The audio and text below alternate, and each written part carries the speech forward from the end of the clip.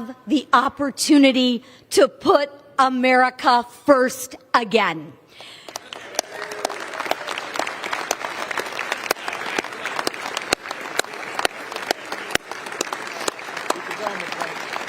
We have an opportunity to do something about crime. We have an opportunity to do something about the border. And we have an opportunity to take care of our veterans. We, and every single member in this chamber, and those of you watching at home and on TV, should be looking forward, knowing that America will be respected again. Our country is the last bastion of hope. If we fail, then who? This is why we are focused on the issues that the majority of Americans care about: God, family, country, faith, freedom, and traditional American values.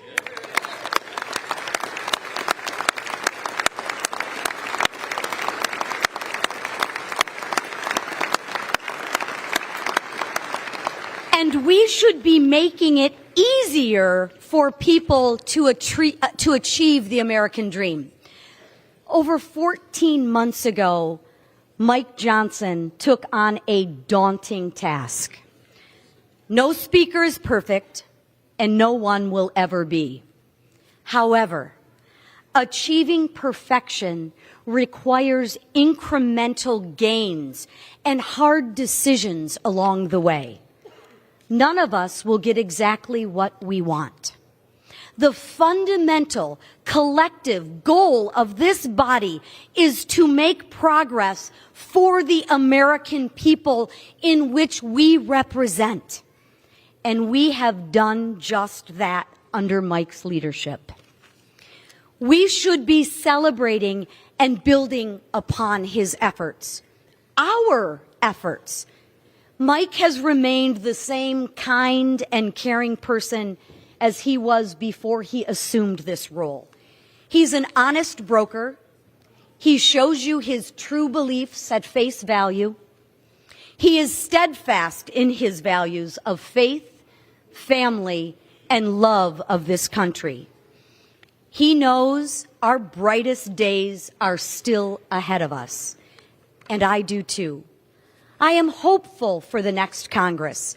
I am optimistic that we will focus on those issues that people truly care about. I know Mike will be an integral part of this country's comeback. He will lead us through another successful Republican majority. As chairwoman of the Unified House Republican Conference, I can say proudly that we are ready to govern.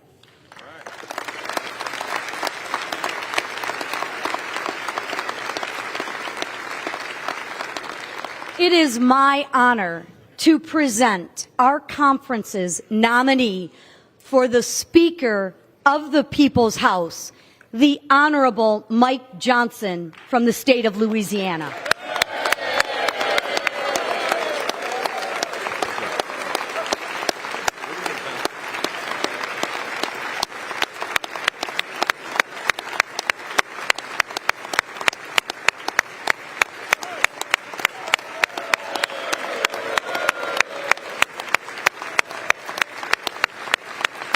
Do I move?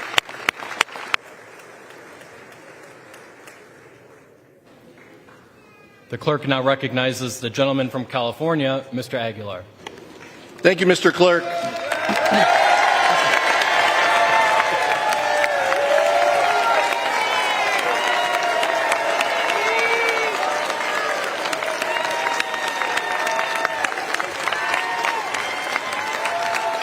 Thank you, Mr. Clerk.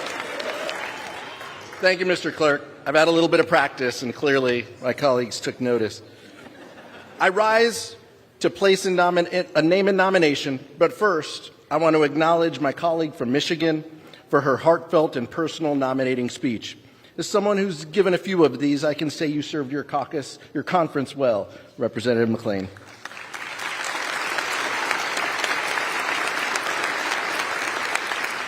But, Mr. Clerk, today I rise on behalf of the governing majority of the House of Representatives.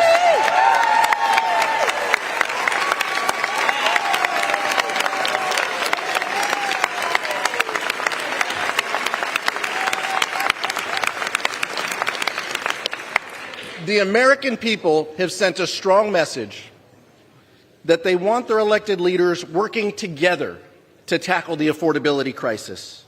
There is only one leader in this chamber with a track record of compromise, conviction, and compassion. There is only one leader who understands the needs of the working people and has lived the American dream himself and is committed to ensuring its promise for future generations. There is only one leader who knows how to negotiate a bipartisan deal and then stick to that deal.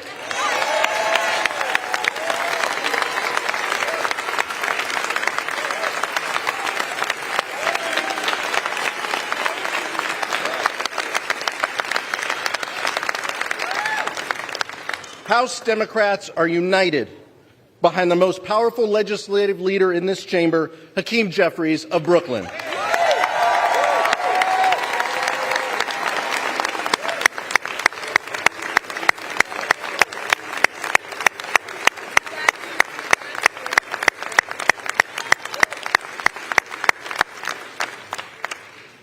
House Democrats, under the leadership of Hakeem Jeffries, are committed to bipartisanship and common sense solutions to America's most pressing challenges.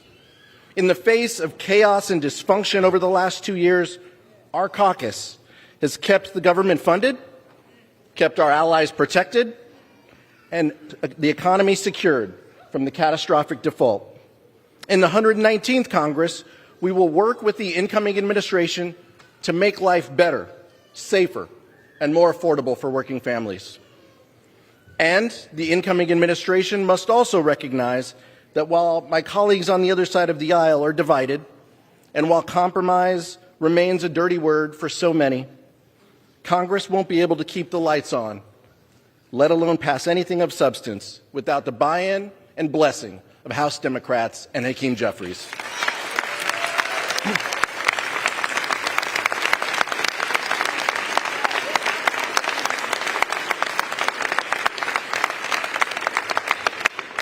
Make no mistake, Democrats want to bring down the cost of living, build more housing, and lower the cost of everyday items like food, medicine, and childcare. Even as the extreme rhetoric rises in this chamber and in the public square, we will not stop advocating for the policies that do the most good for the most people. Because of Hakeem's leadership, we will never abandon our values or sacrifice our bedrock principles of freedom and democracy. When America's enemies abroad threatened our democratic ally, Ukraine, when terrorists attacked our strongest ally, Israel, it was Hakeem Jeffries and House Democrats who delivered the votes and stood tall for America's national security.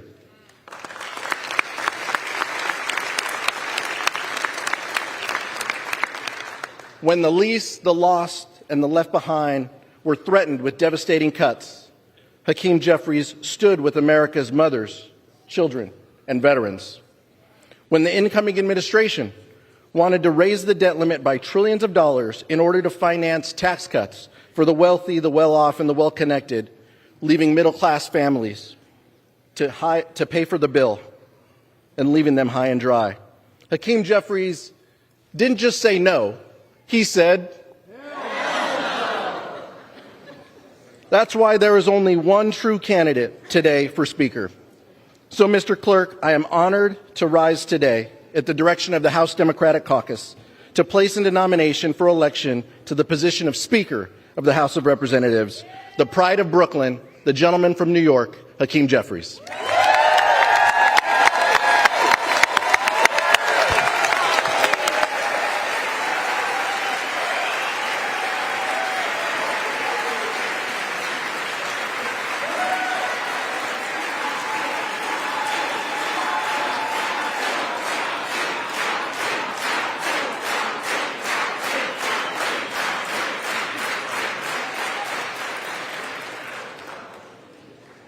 the names of the Honorable Mike Johnson, a representative-elect from the state of Louisiana, and the Honorable Hakeem Jeffries, a representative-elect from the state of New York, have been placed in nomination.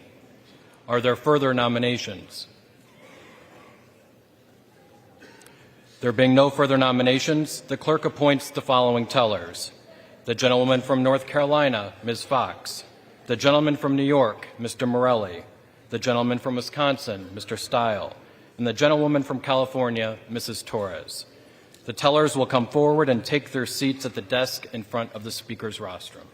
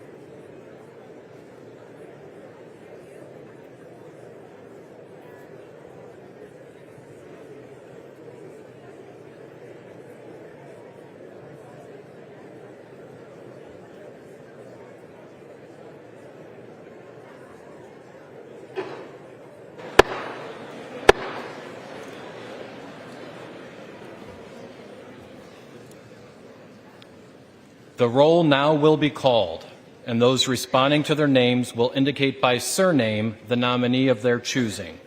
The reading clerk will now call the roll.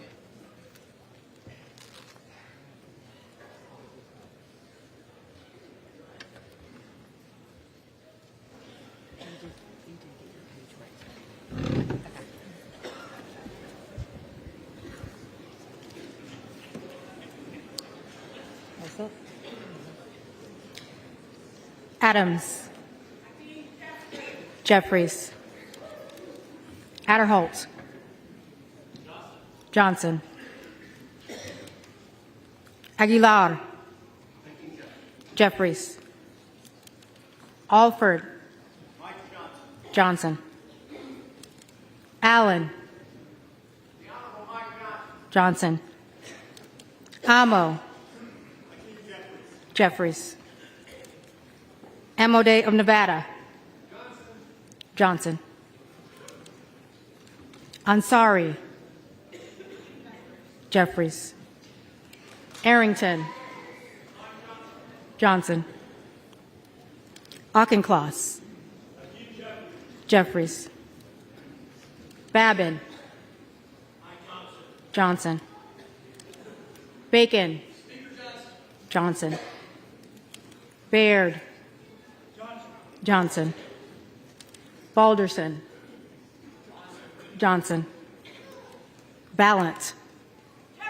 Jeffries. Barr. Johnson. Beragan. Jeffries. Barrett. Barrett.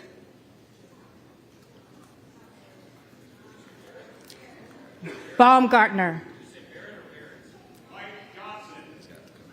Barrett. Johnson. Barrett. Johnson. Baumgartner. Johnson. Bean of Florida. Johnson. Beatty. Jeffries. Begich. Johnson. Bell. Jeffries. Bentz. Johnson. Barra. Jeffries. Bergman. Johnson. Beyer. Jeffries. Bice. Johnson. Biggs of Arizona. Biggs of Arizona.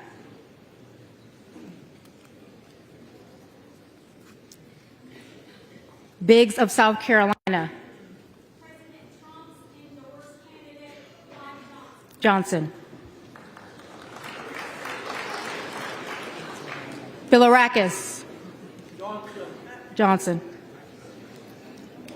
Bishop.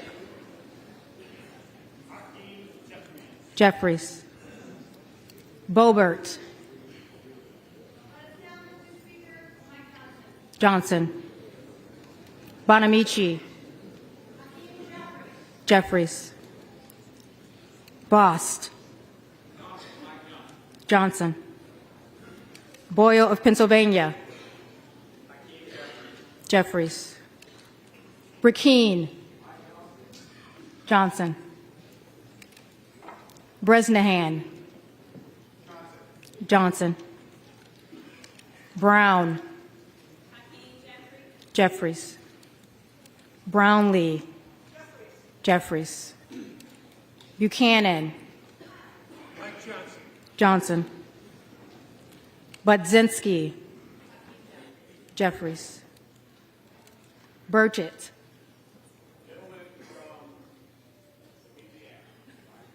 Johnson.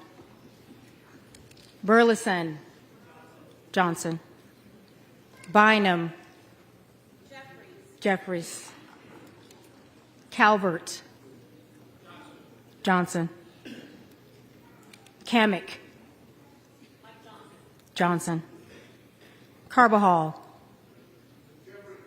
Jeffries. Carey. Johnson. Carson.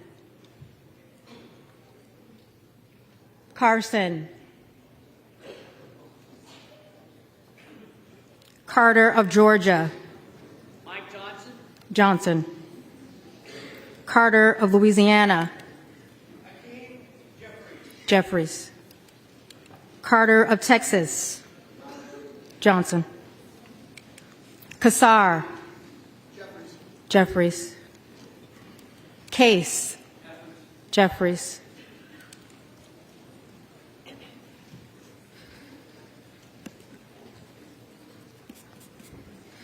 Caston. Jeffries. Castor of Florida. Jeffries. Castro of Texas. Jeffries. Shifterless McCormick. Jeffries. Chu. Jeffries. Siscomani. Johnson. Cisneros. Jeffries. Clark of Massachusetts. Jeffries. Clark of New York. Jeffries. Cleaver. Jeffries. Klein. Johnson. Cloud. Cloud. Clyburn. Jeffries.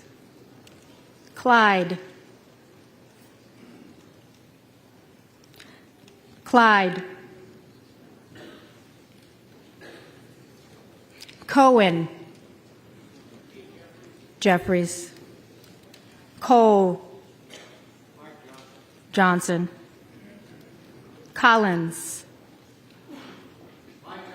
Johnson. Comer. Johnson. Conaway. Jeffries. Connolly. Jeffries. Correa. Jeffries. Costa. Jeffries. Courtney. Jeffries. Craig. Jeffries. Crane. Johnson. Crink. Johnson. Crawford. Johnson. Crenshaw. Johnson. Crockett. Jeffries. Crow. Jeffries. Cuellar. Jeffries. Davids of Kansas. Jeffries. Davidson. Johnson. Davis of Illinois. Jeffries. Davis of North Carolina. Jeffries. Dean of Pennsylvania. Jeffries. DeGette. Jeffries. De la Cruz. Johnson. DeLauro. Jeffries. Del Bene.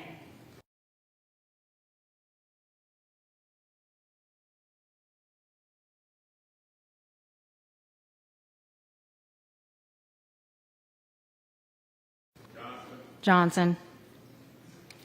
Dexter. Jeffries. Diaz-Balart. Johnson. Dingle. Jeffries. Doggett. Jeffries.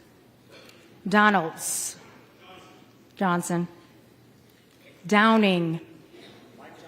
Johnson. Dunn of Florida. Johnson. Edwards. Johnson.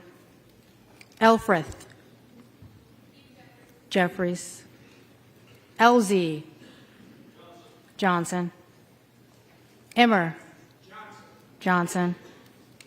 Escobar. Jeffries. Espaillat. Jeffries. Estes. Johnson. Evans of Colorado. Johnson. Evans of Pennsylvania. Jeffries. Ezell. Johnson. Fallon. Johnson. Fedorchak. Johnson. Feenstra. Johnson. Fields. Jeffries. Figures. Jeffries. Finstad. Johnson. Fishbach. Johnson. Fitzgerald. Johnson. Fitzpatrick. Johnson. Fleischman. Johnson. Fletcher. Jeffries. Flood. Johnson. Fung. Johnson. Foster. Jeffries. Fushi. Jeffries. Fox.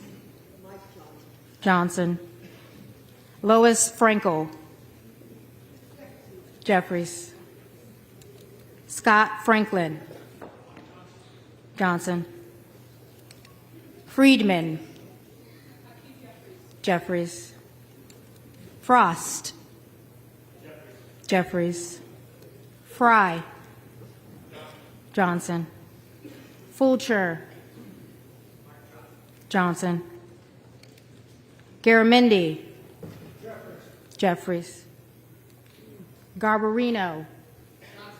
Johnson. Garcia of California. Jeffries. Garcia of Illinois. Jeffries. Garcia of Texas. Jeffries. Gill of Texas. Johnson. Gillen. Jeffries. Jimenez. Johnson. Golden of Maine. Jeffries. Goldman of New York. Jeffries. Goldman of Texas. Johnson. Johnson. Gray. Jeffries. Green of Tennessee. Johnson. Green of Texas.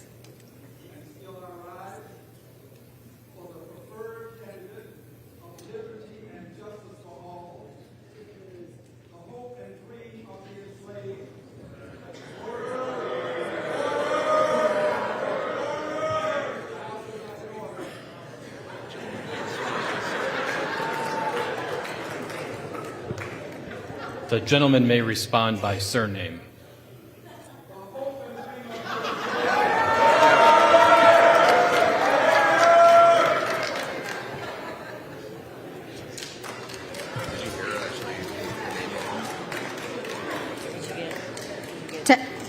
Green of Texas. Jeffries. Green of Georgia. Johnson. Griffith. Johnson. Grijalva. Jeffries. Grothman. Johnson. Guest. Johnson. Guthrie. Johnson. Hageman. Johnson. Hamadeh of Arizona. Johnson. Harder of California. Jeffries. Herodopoulos. Johnson. Harrigan. Johnson. Harris of Maryland. Harris of Maryland. Harris of North Carolina. Johnson. Harshbarger. Johnson. Hayes.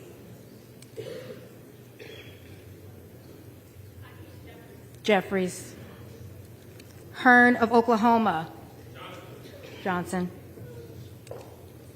Higgins of Louisiana. Johnson. Hill of Arkansas. Johnson. Himes. Jeffries. Henson. Johnson. Horsford.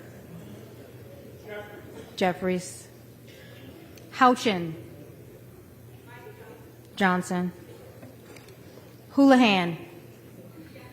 Jeffries. Hoyer. Jeffries. Hoyle of Oregon. Jeffries. Hudson. Johnson. Huffman. Jeffries. Huizinga. Johnson. Hunt. Johnson. Hurd of Colorado. Johnson. Isa. Johnson. Ivy. Jeffries. Jack. Johnson. Jackson of Illinois. Jeffries. Jackson of Texas. Johnson. Jacobs. Jeffries. James. Johnson. Jayapal. Jeffries. Jeffries. Jeffries.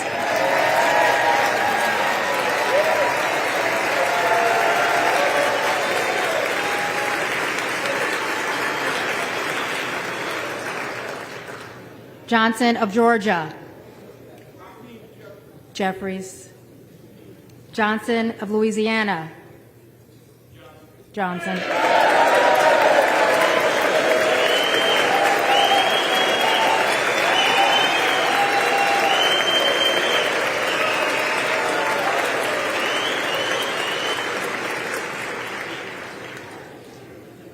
Johnson of South Dakota. Johnson. Johnson of Texas. Jeffries. Jordan. Johnson. Joyce of Ohio. Johnson. Joyce of Pennsylvania. Johnson. Kim Lager-Dove. Jeffries.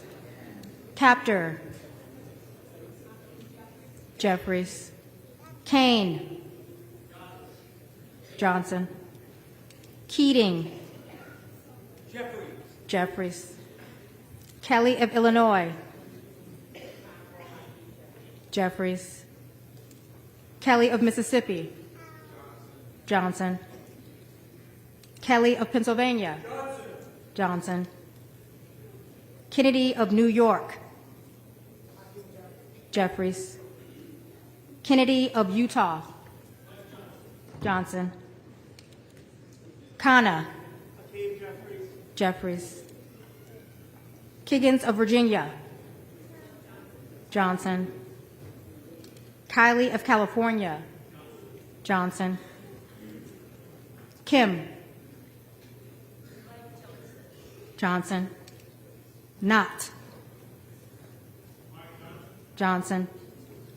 Krishnamurthy. Jeffries. Kustoff. Johnson. LaHood. Johnson. LaLota. Johnson. LaMalfa. Johnson. Landsman. Jeffries. Langworthy. Johnson. Larson of Washington. Jeffries. Larson of Connecticut. Jeffries. Latimer. Jeffries. Latta.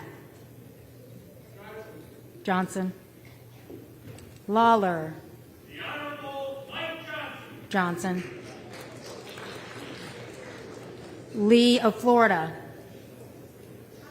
Johnson. Lee of Nevada. Jeffries. Lee of Pennsylvania. Jeffries. Ledger Fernandez. Jeffries. Letlow. Johnson. Levin. Jeffries. Liccardo. Jeffries. Liu. Jeffries. Lofgren. Jeffries. Loudermilk. Johnson. Lucas. Johnson. Luna. Johnson. Luttrell. Johnson. Lynch. Jeffries. Mace. Johnson. McKenzie. Johnson. Magaziner. Jeffries. Maliotakis. Johnson. Malloy. Johnson. Mann. Johnson. Mannion. Jeffries. Massey. Emmer.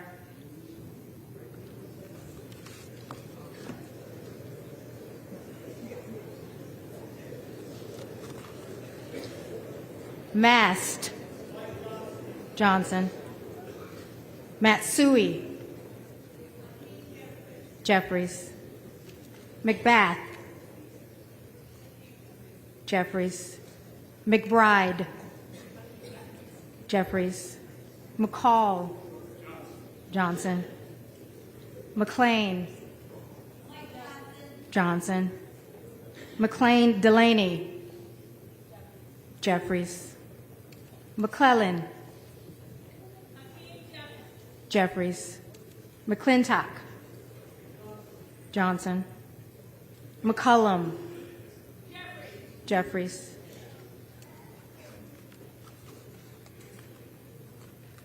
McCormick. Johnson. McDonald Rivet. Jeffries. McDowell. Johnson. McGarvey. Jeffries. McGovern. Jeffries. McGuire.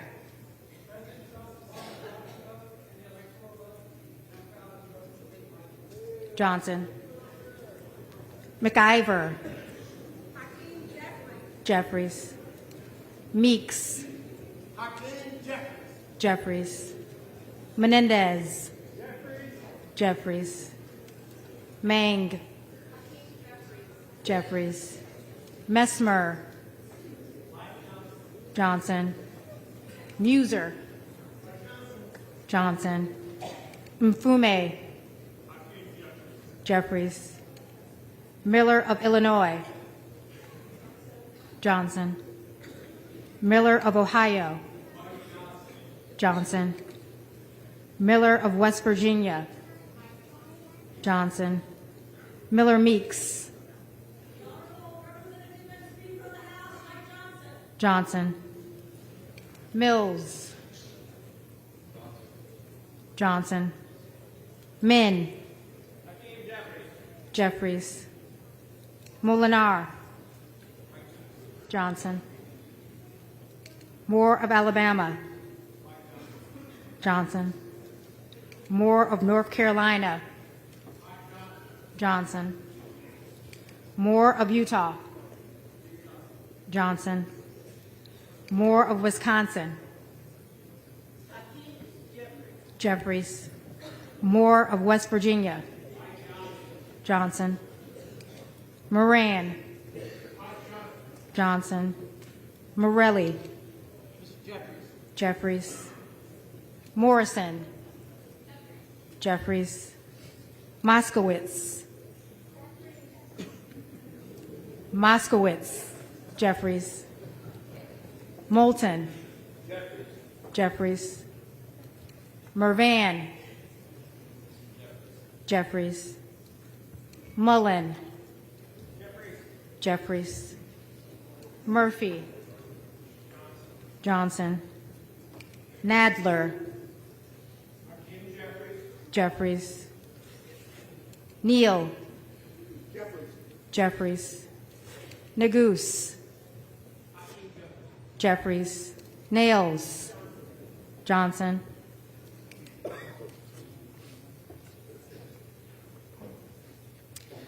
Newhouse. Johnson.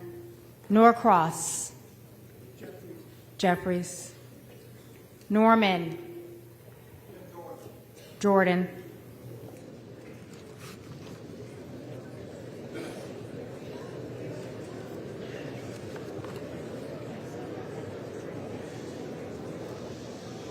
None of Iowa. Johnson. Obernolte. Johnson. Ocasio-Cortez. Jeffries. Ogles. Johnson. Olszewski. Jeffries. Omar. Jeffries. Onder. Johnson. Owens. Johnson. Pallone. Jeffries. Palmer. Palmer. Johnson. Panetta. Jeffries. Pappas. Jeffries. Pelosi.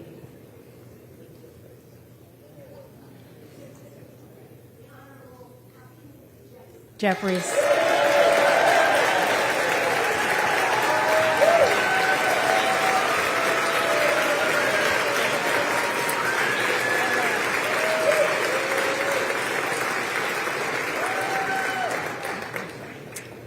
Perez. Jeffries. Perry. Johnson. Peters. Jeffries. Pedersen. Jeffries. Pfluger. Johnson. Pingree. Jeffries. Pocan. Jeffries. Poe. Jeffries. Presley. Presley. Jeffries. Quigley. Jeffries. Ramirez. Jeffries. Randall. Jeffries. Raskin. Jeffries. Reschenthaler. Johnson. Riley of New York. Jeffries.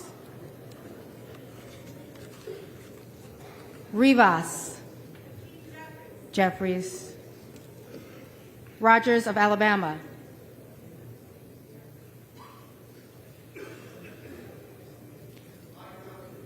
Johnson. Rogers of Kentucky. Johnson. Rose. Johnson. Ross. Jeffries. Rouser. Johnson. Roy. Roy.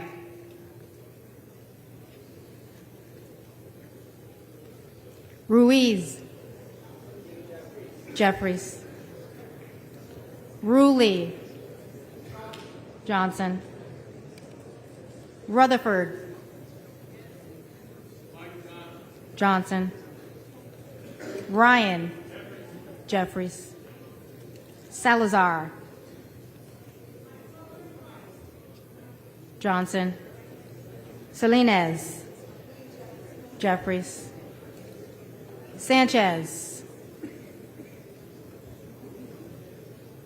Sanchez, Jeffries, Scalise, Johnson, Scanlon, Jeffries, Schakowsky, Jeffries, Schmidt, Johnson, Schneider, Jeffries, Skolton, Jeffries, Schreier, Jeffries, Schweikert, Johnson, Austin Scott, Johnson, David Scott, Jeffries, Scott of Virginia, Jeffries, Self, Donalds,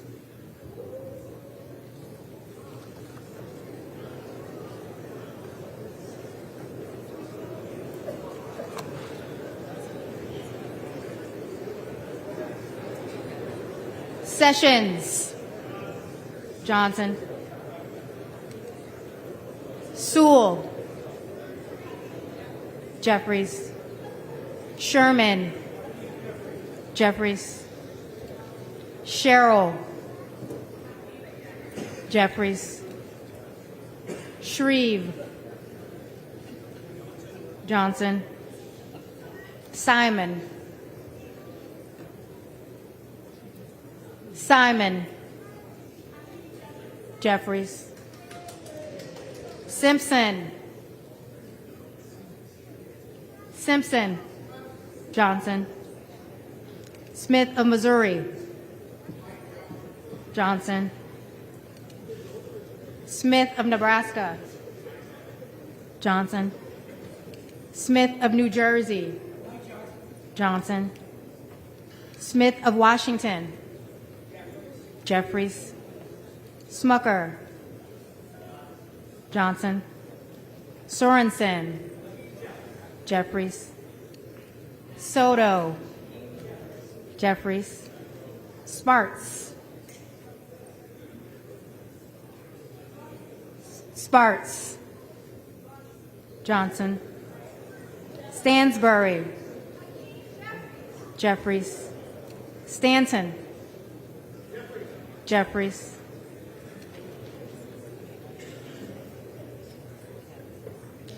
Stauber, Johnson, Stefanik,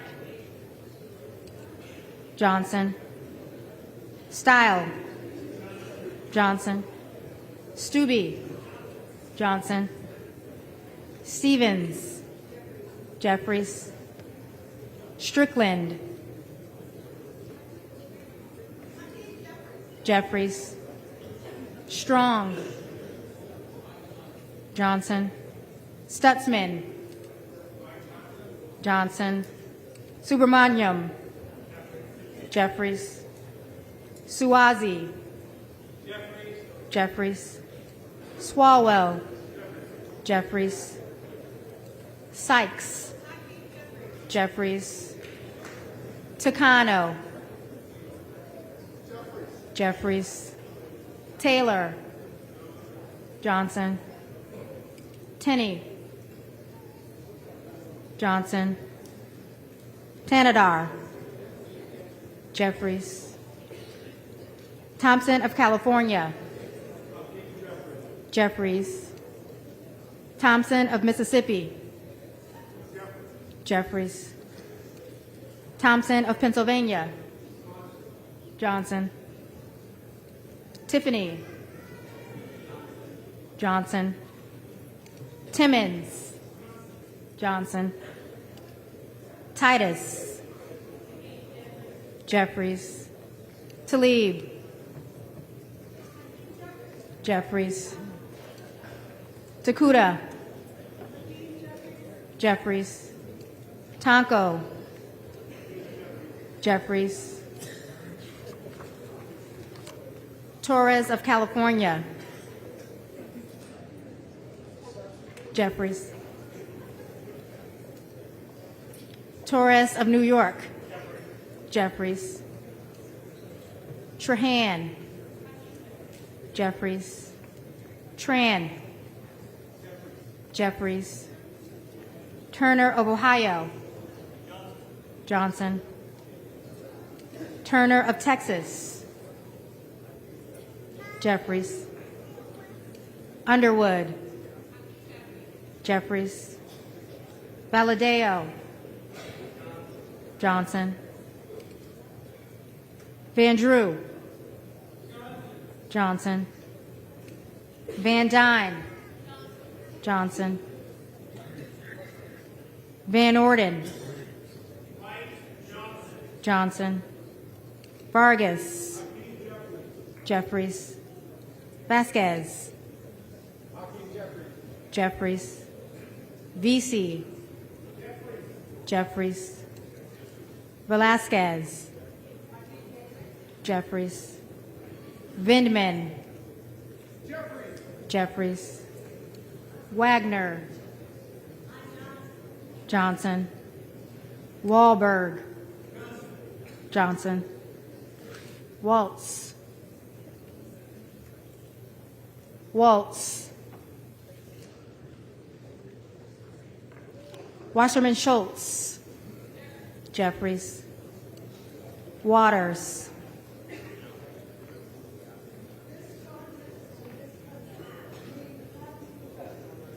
Jeffries. Watson Coleman. Jeffries. Weber of Texas.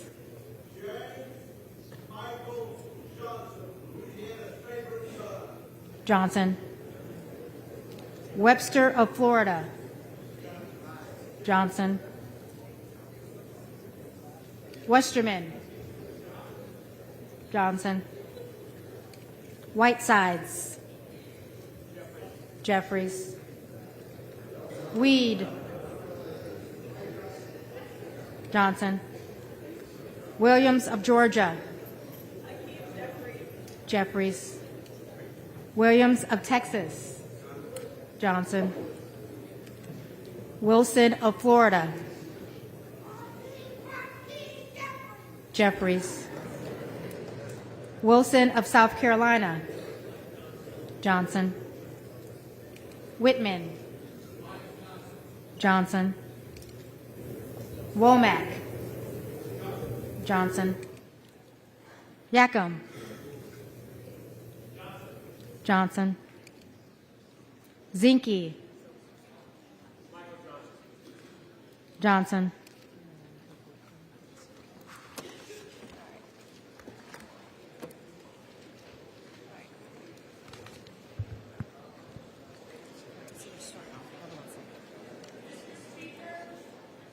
For what purpose does the gentlelady from the Virgin Islands seek recognition?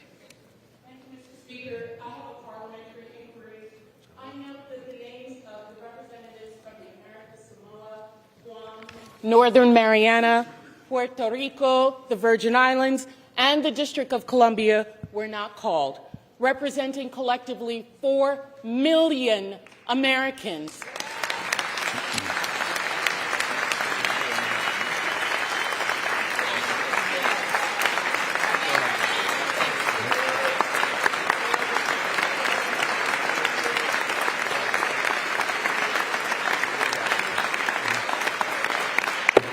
Mr. Speaker, collectively the largest per capita of veterans in this country. Does the gentlelady have a parliamentary inquiry? I asked why they were not called.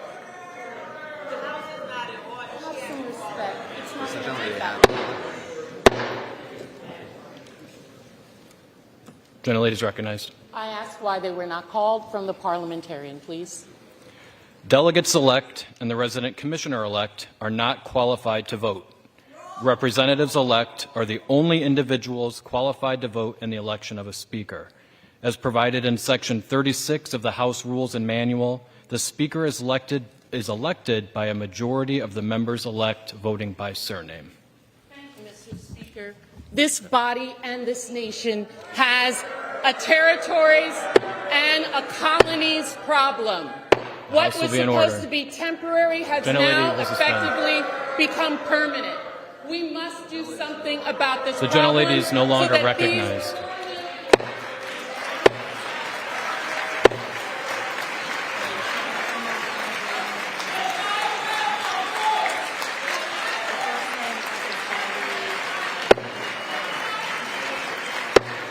The House will be in order.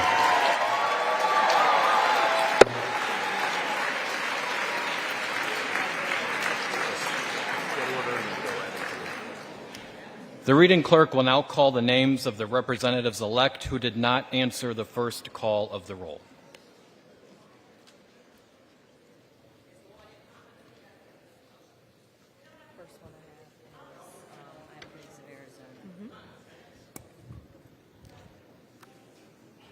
Biggs of Arizona.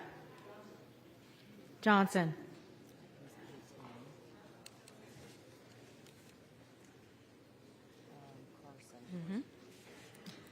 Carson.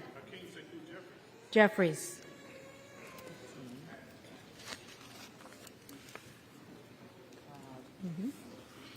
Cloud. Johnson.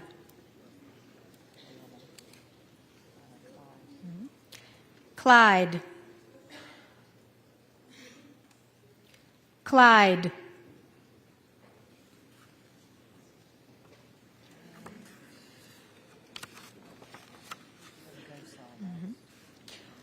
Gosar.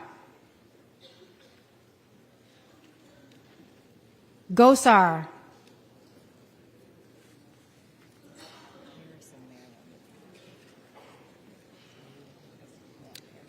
Harris of Maryland. Johnson.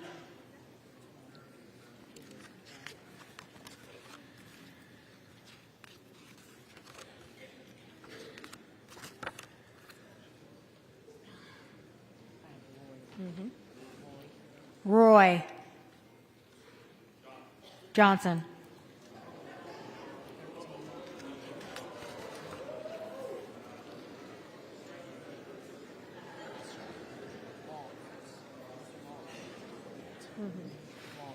Waltz. Johnson.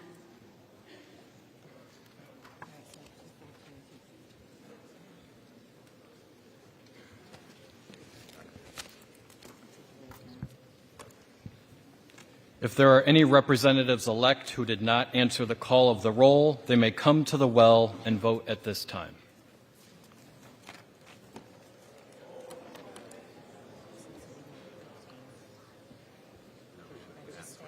Just stand right there. Just say Clyde. Just say Clyde. Clyde.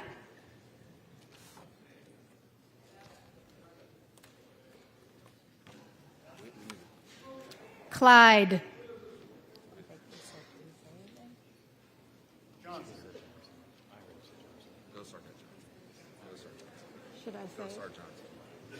Gosar Johnson.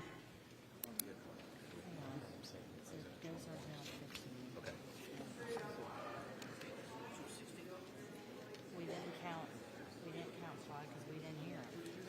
The first one, we didn't hear Clyde. The clerk heard it.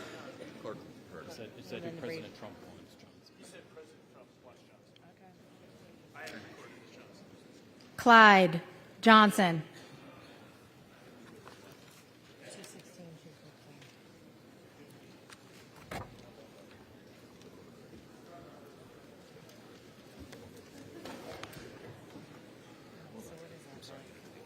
So what is that?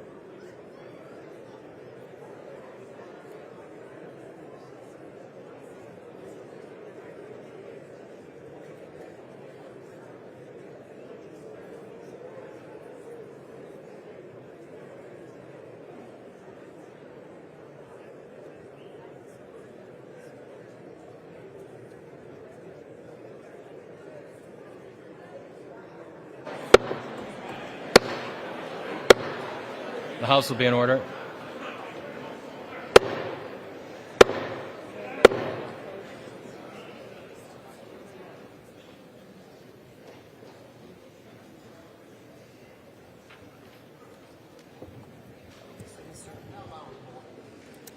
Mr. Norman is recorded as Jordan.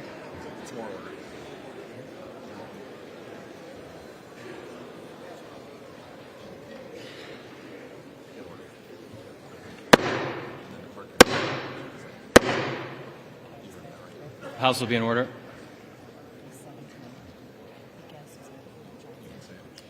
Mr. Norman, Johnson.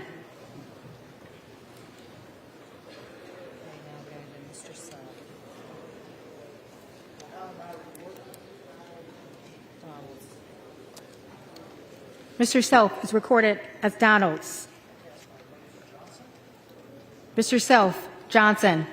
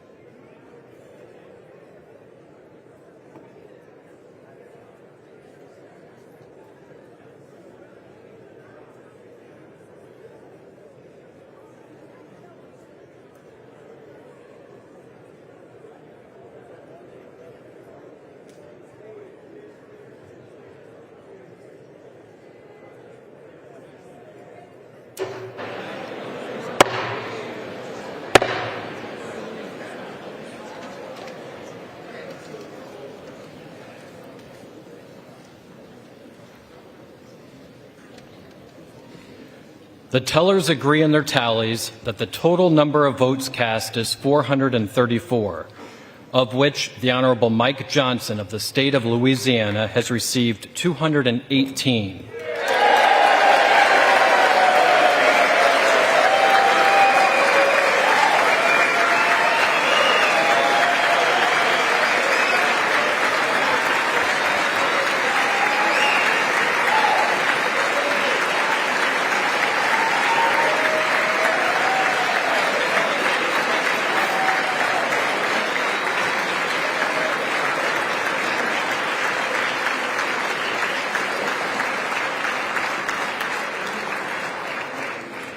The Honorable Hakeem Jeffries of the State of New York has received 215.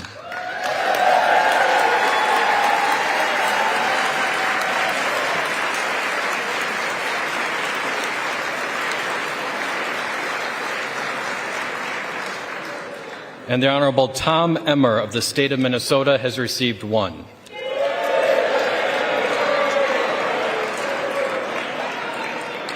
Therefore, the Honorable Mike Johnson of the State of Louisiana, having received a majority of the votes cast, is duly elected Speaker of the House of Representatives for the 119th Congress.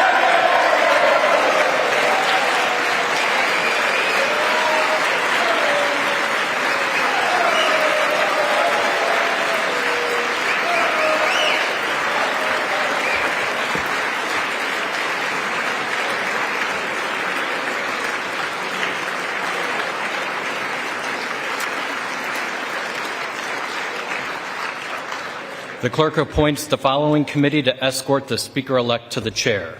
The gentleman from Louisiana, Mr. Scalise. The gentleman from New York, Mr. Jeffries. The gentleman from Minnesota, Mr. Emmer. The gentlewoman from Massachusetts, Ms. Clark. The gentlewoman from Michigan, Mrs. McLean. The gentleman from California, Mr. Aguilar.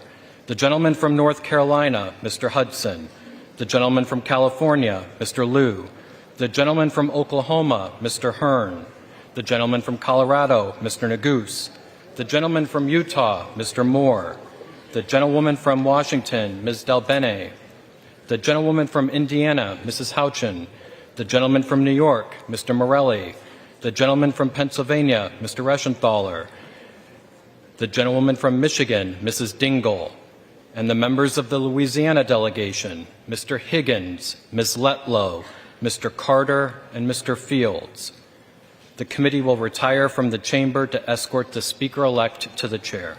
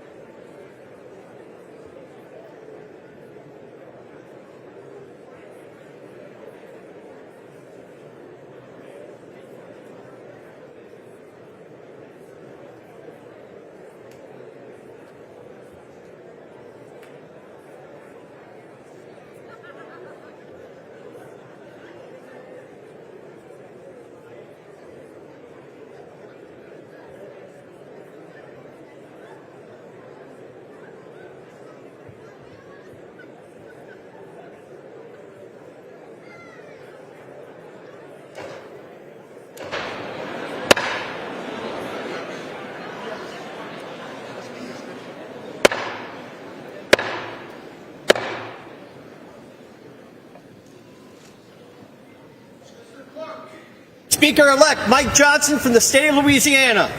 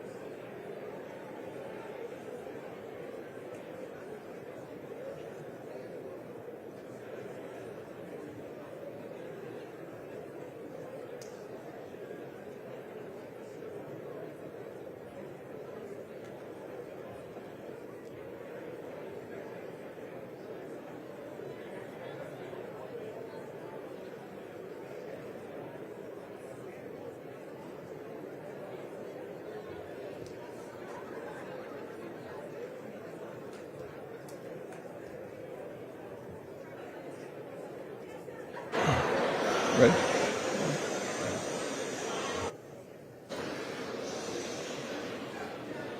Speaker Johnson, Speaker Emerita Pelosi, it's great to see you back in the chamber.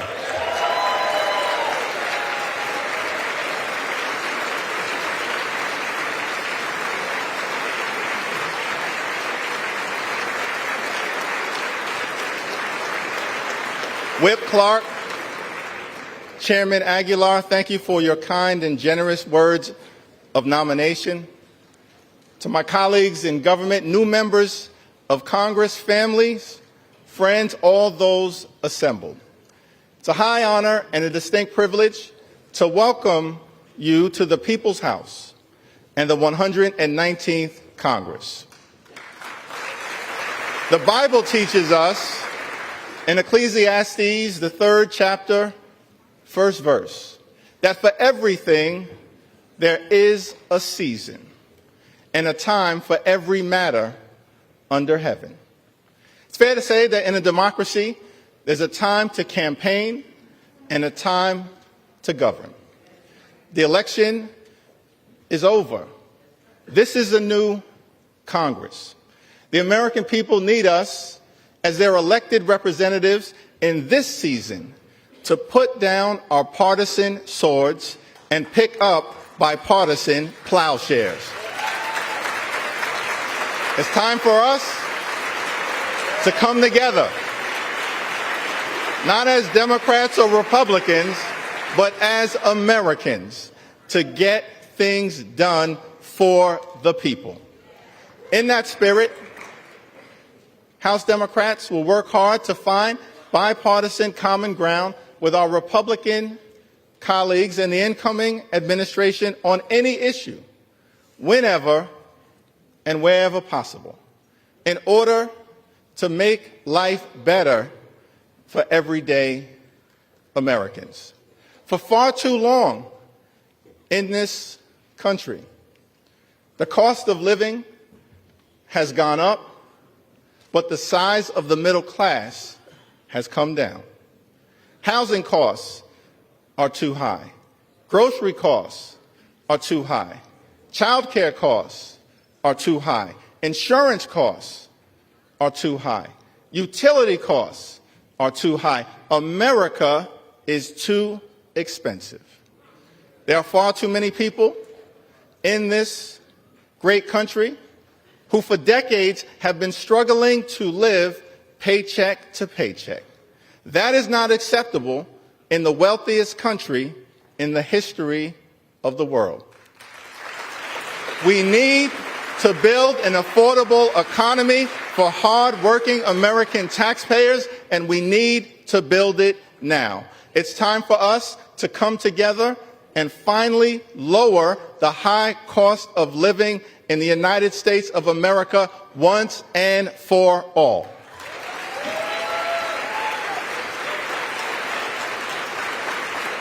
And we will work with anyone of any party to get that done. We will work with anyone to secure our borders, and we will work with anyone to fix our broken immigration system in a comprehensive and bipartisan manner.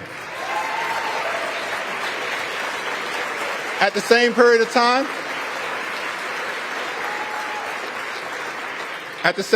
time, we will push back against far-right extremism whenever necessary. So let me be clear.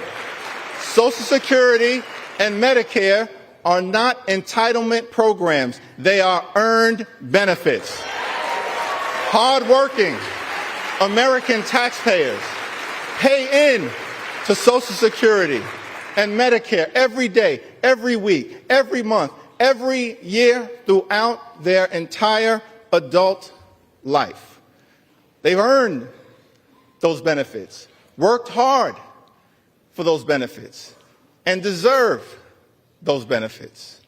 So as Democrats, our promise to the American people is that we will fight hard to make sure that no one in this town takes away Social Security or Medicare from the American people. Not now, not ever. No means never.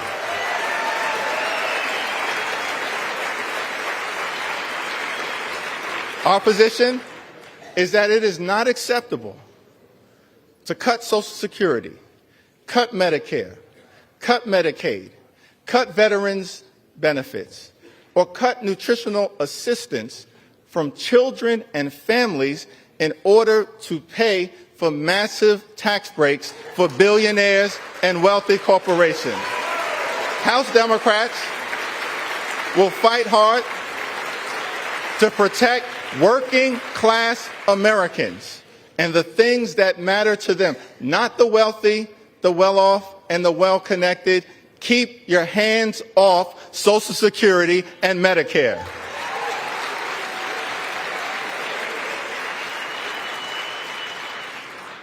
Over the last 4 years, it's been a great honor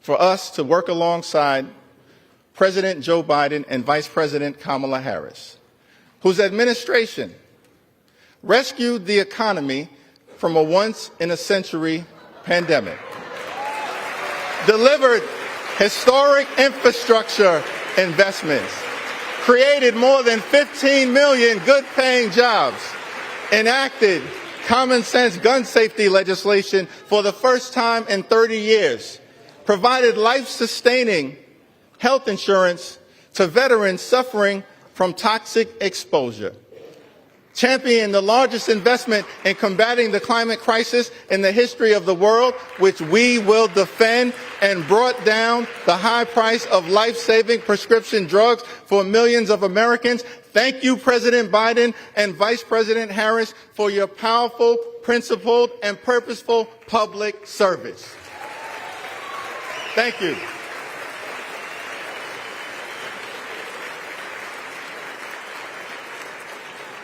Two months ago, the American people elected Donald Trump as the 47th President of the United States of America.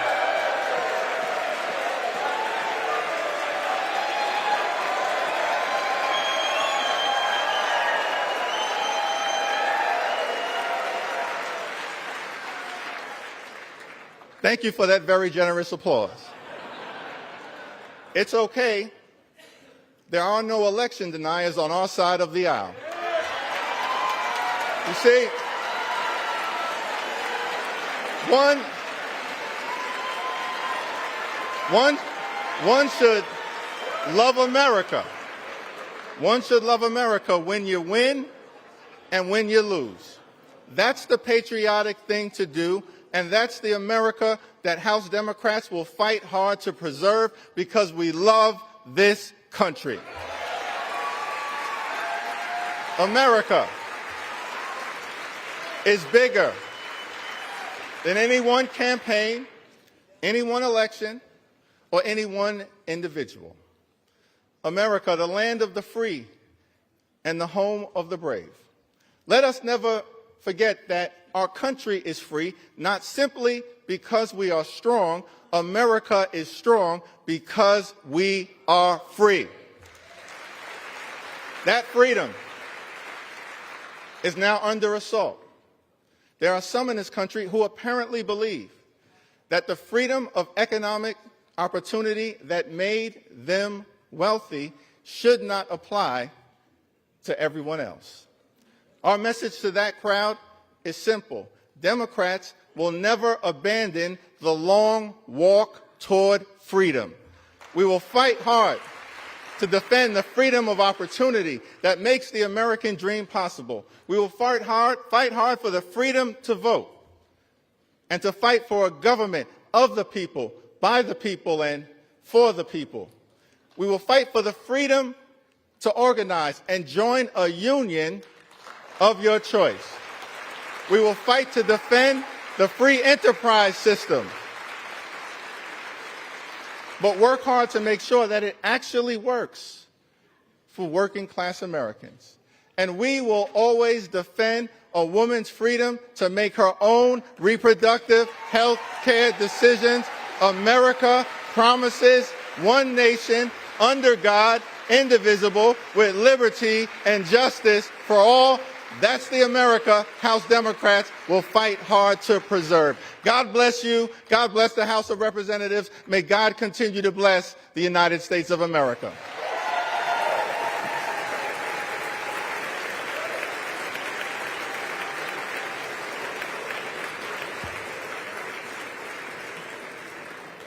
It is now my responsibility to present the gavel to the gentleman from the great state of Louisiana, the son of a firefighter, a God-fearing man, a husband, and a loving father of four, the 56th Speaker of the United States House of Representatives, the Honorable Mike Johnson.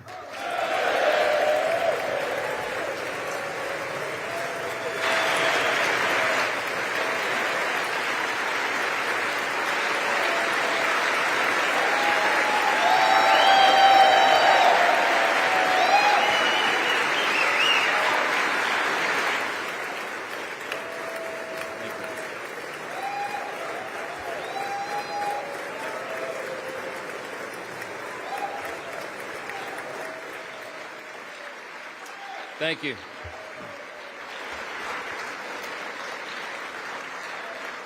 Thank you so much. Thank you, Leader Jeffries, all of our treasured colleagues here in the House.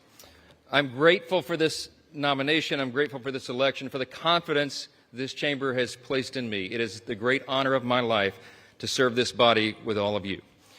Of course, these are difficult days in our home state of Louisiana, where I come from. We all know about the terrorist attack in New Orleans, and it's really shaken our state. People are reeling from that attack. It took the lives of 14 innocent people, and it injured dozens more. And I wanted to begin appropriately today. If we could, I'd ask you all to join me in a moment of silence for the victims of this horrific act.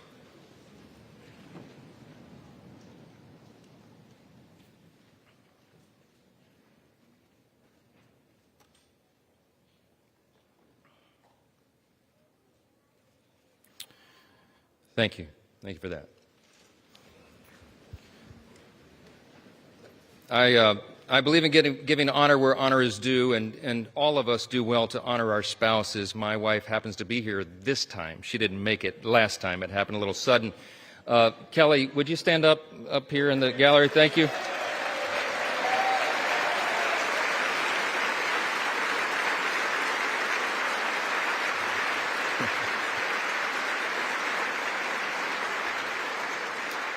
And we have our 4 children here, Hannah, Abby, Jack, and Will. Will y'all stand up just really quickly? Come on.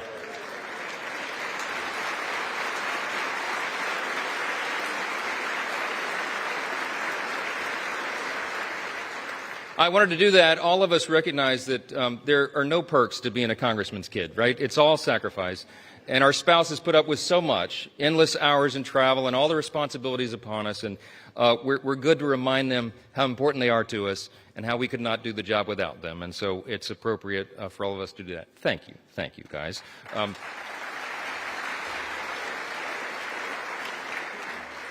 This is a momentous time in the nation of the history of our nation. It really is. And as members of the 119th Congress, we are stewards of the great American Revolution that began almost exactly now 250 years ago, 1775 and 1776. It will fall at the time of this Congress, the great anniversary. And in these 2.5 centuries, we've been reminded repeatedly that freedom is never free. And we have stood tall as the greatest nation on the face of the earth. It is without debate. We are the freest, the most powerful, most benevolent nation that has ever been in the history of the world. And it's not by happenstance. We are the ones who settled the West. We are the ones who ended slavery, who laid the transcontinental railroad, who gave women the right to vote, who won 2 world wars, who landed on the moon, and who won the Cold War. Throughout our history, we have done what no one thought was possible. And still, at 250 years old, our nation is actually a young nation. This past fall, I had an opportunity to go to the G7 speakers meeting. It was held in Italy. It's the only international trip I took as speaker over the last 14 months because I didn't have time to do it, but it was a quick 3-day jaunt, and met with my colleagues, the speakers of the other parliaments, the great governments around the world. And we talked about that, how really special America is, how unique we are in our place on the globe, and how important it is for us to maintain that. And as I talked to these colleagues from around the world, I thought, our closest allies, who recognize how important we are, how important this body, this House is.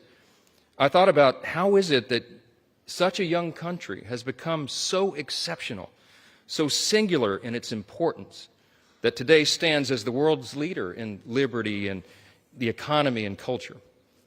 100 years ago, President Calvin Coolidge answered that very question in his inaugural address. It was March of 100 years ago, exactly almost. He said this: "We best serve our own country and most successfully discharge our obligations to humanity by continuing to be openly and candidly, intensely and scrupulously American."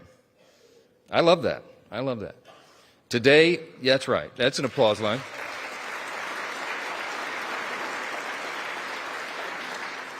Today, my friends, our nation is the envy of the world. Why? Because we have been marked by a spirit and a people who are explicitly that. We are explicitly American. We don't try to be like other nations, and we recognize that a strong America is good for the entire world. And everybody around the globe knows that. That's right.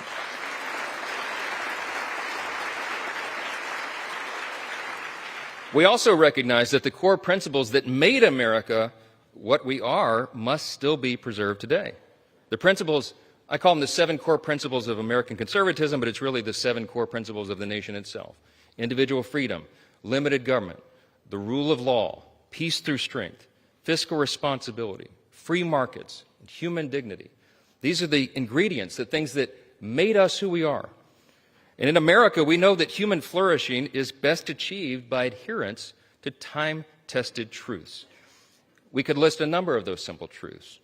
Here's a couple. It's better to give a hand up than a hand out. That innovation thrives when bureaucracy dies.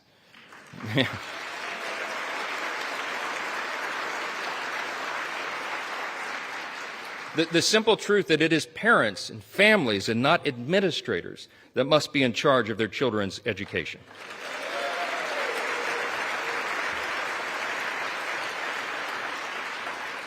The path of prosperity has long been paved with policies that put America and Americans first. And that is what we will champion in the 119th Congress.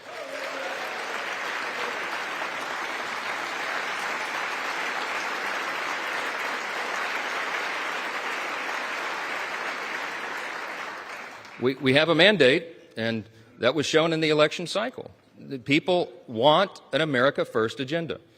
They do.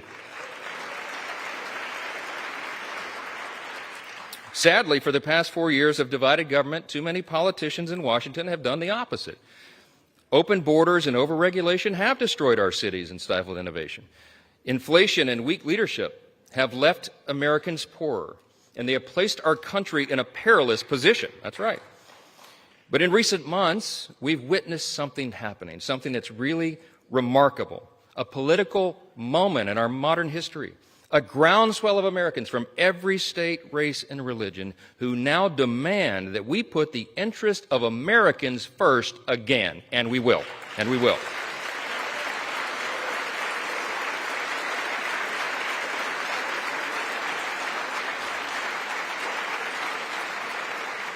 This is a powerful new coalition of our country. It's a coalition that insists that we purge the policies of America last and we bury them in the graveyard of history's mistakes, because it was a big mistake. To that end, this Congress will renounce the status quo and we will listen to the voices of the people. We will act quickly and we will start by defending our nation's borders. That's the number one priority. Yes.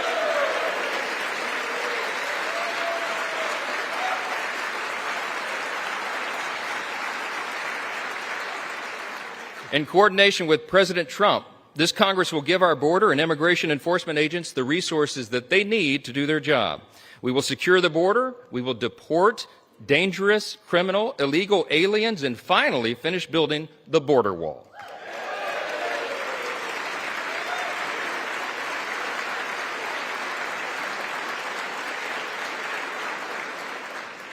You said you'd work with us on that, Hakeem. I'm counting on it. After 4 years of high inflation, we have a big agenda. We have a lot to do, and we can do it in a bipartisan fashion. We can fight high inflation, and we must. We'll give relief to Americans, and we'll extend the Trump tax cuts.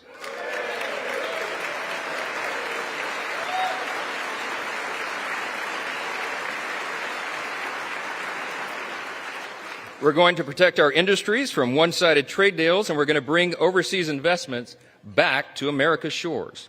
That's right.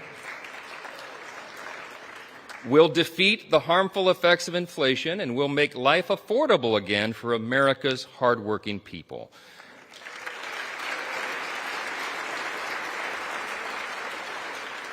As leaders of a nation with vast natural resources that God has blessed us with, it is our duty to restore America's energy dominance, and that's what we'll do.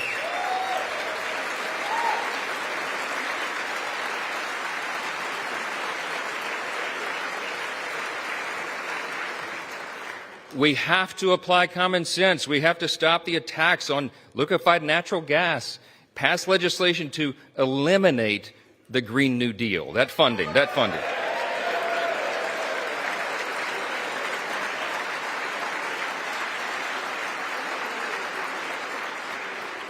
We're going to expedite new drilling permits. We're going to save the jobs of our auto manufacturers, and we're going to do that by ending the ridiculous EV mandates.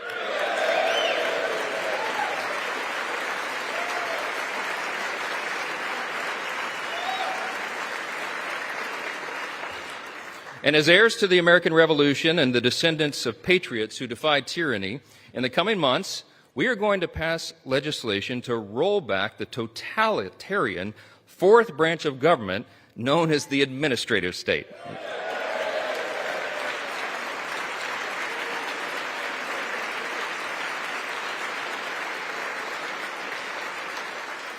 We're going to drastically cut back the size and scope of government. We're going to return the power back to the people. And in coordination with President Trump and his administration, we are going to create a leaner, faster, and more efficient federal workforce. We need to do that. Our people do not deserve to be ruled by millions of bureaucrats they've never voted for, never met, and can never hold accountable. They deserve a government that is led by those they've elected to lead. That is how Article 1 is supposed to work. That was the idea of the Congress, and we will return to that principle. The American people have called on us to reject business as usual and throw out the status quo. We must and we will heed their call.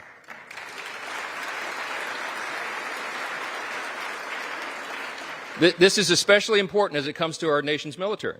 For too long, the Washington establishment has sought to appease and accommodate our nation's adversaries. They've tried to replace our military warriors with social justice warriors. It does not work. And while we're still the most powerful fighting force in the history of the world, by God's grace, the same establishment has eroded the capacities of our Army and Navy and diminished the readiness of our Air Force. We have to put an end to this madness.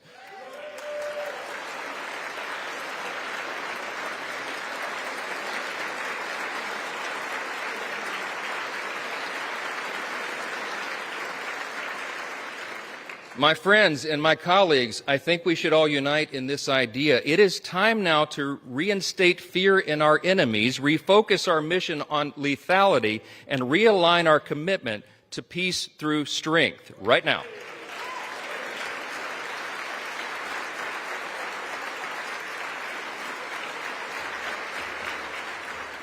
We have to prioritize the things that matter most. We have to make adequate investments in defense.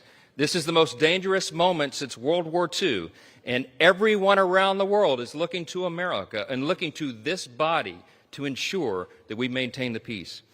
What we're proposing now is just simply, as President Trump likes to say, a return to common sense. And he's exactly right. That message resonated across the country. I am very thankful, personally, that this body is filled with men and women who are committed to that change, to return to common sense. We can do this together. We should. It is our responsibility to do so.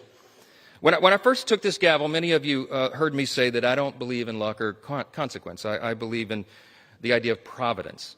And this morning, I participated with many of you early this morning in the 119th Congress Interfaith Prayer Service. It was held at St. Peter's Catholic Church. Many of you were there. It was an ecumenical service and a bipartisan service, which was great. My good friend Hakeem Jeffries began by a reading with the Old Testament. He read out of Deuteronomy 10.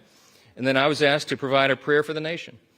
I offered one that is quite familiar to historians and probably many of us. It said right here in the program, it says right under my name, "It is said each day of his 8 years of the presidency and every day thereafter until his death, President Thomas Jefferson recited this prayer."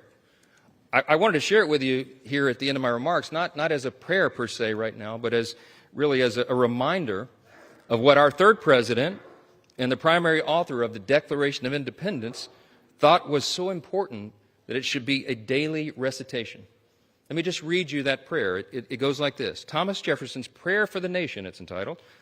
Almighty God, who has given us this good land for our heritage, we humbly beseech thee that we may always prove ourselves a people mindful of thy favor and glad to do thy will. Bless our land with honorable ministry, sound learning, and pure manners. Save us from violence, discord, and confusion, from pride and arrogance, and from every evil way. Defend our liberties and fashion into one united people the multitude brought hither out of many kindreds and tongues. Endow with thy spirit of wisdom those whom in thy name we entrust the authority of government, that there may be justice and peace at home, and that through obedience to thy law we may show forth thy praise among the nations of the earth.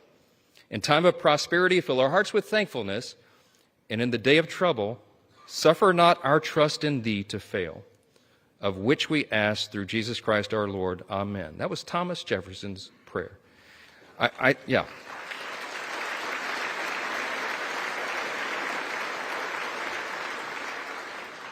Suffer not our trust in thee to fail. We will not fail. We cannot fail. We are all in this together. Our nation is counting on us to band together and solve these problems and get this done. I've said before that I believe God has elevated each one of you, that's my belief, to your positions of leadership. And it's an act of providence that you've all been placed in your specific roles in this specific moment at this historic time, at the 250-year inflection point of the greatest nation in the history of the world. It is no small thing. We're also witnesses to the providence that spared our incoming president, President Trump, from the assassin's bullet, remarkable as that was, and to the new coalition of Americans that has risen from every creed, color, and cul-de-sac who want us to put America first. Our people are asking for a thriving economy and a rebuilt middle class and strong borders and a strong military, and we can deliver that. See, these objectives and these aims don't have an R or a D behind them. They have a USA.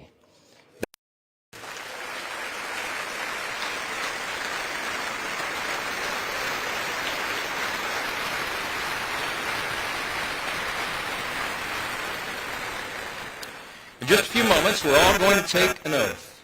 It is the same one oath for one nation and under the banner of one great American flag. This is an opportunity to protect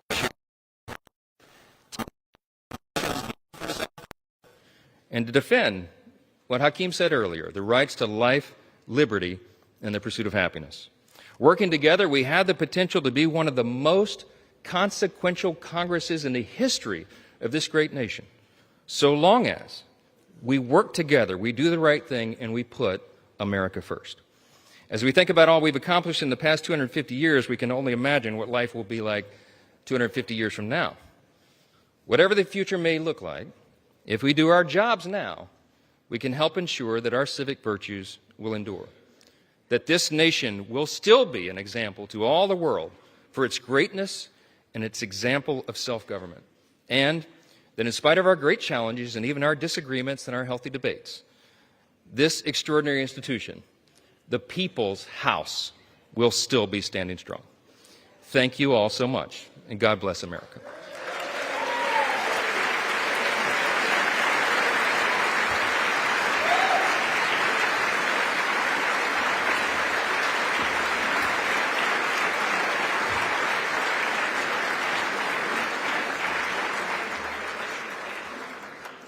So as the sequence of events requires, I am now ready to take the oath of office. I ask the Dean of the House of Representatives, the Honorable Harold Rogers of Kentucky, to administer the oath. Mr. Speaker, number one, congratulations on your election. When our founding fathers... Hold just a second, Dean. We don't have the microphone on yet. Hello, test. Today we celebrate our shared American self-rule. When our founding fathers rejected calls for an American king and chose a bold and innovative government of self-rule, it was met by opposition, understandably, by the world's kings. They said, "You can't govern yourself. You need a king to direct the country." They said, "It's only a dream, self-rule." The founding fathers said, "You're right. It's the American dream." And thus our founders said that we should move on our own with our own leadership. The Speaker of the House is the critical protector and promoter of self-rule, the keeper of the dream, if you will. And we've elected this man from Louisiana to carry on our bold experiment in democracy and self-rule. So, sir, if you're ready to assume this awesome responsibility, please raise your right hand.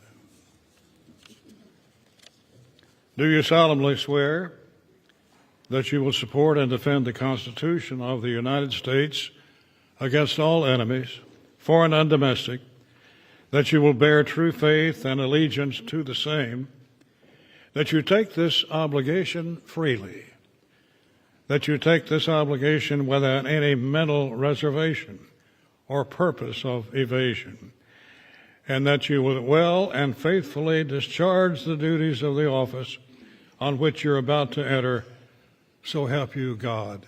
I do. Congratulations, Mr. Speaker.